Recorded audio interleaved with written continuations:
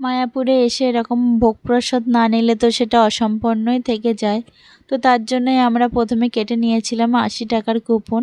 আর এদিকে দেখো সবাই খেতে বসেও পড়েছে। আর তারপর আমরা মা মেয়েতে গিয়ে প্লেটে নিয়েও নিয়েছি খাবার। তো এখানে আমাদের দিয়েছিল প্লেটে সাদা ভাত, ডাল, দিয়েছিল রুটি, আর পটল দিয়ে একটা সবজি ছিল, আর ছিল পনিরের তরকারি, ছিল আলুর চপ, আর ছিল পায়েস।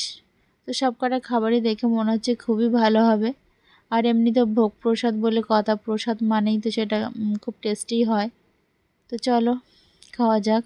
আর ওদিকে দেখো আমার মেয়ে রুটিটাকে বলছে মা লুচিটা একটু দাও ছেড়ে। তো যাই হোক চলো।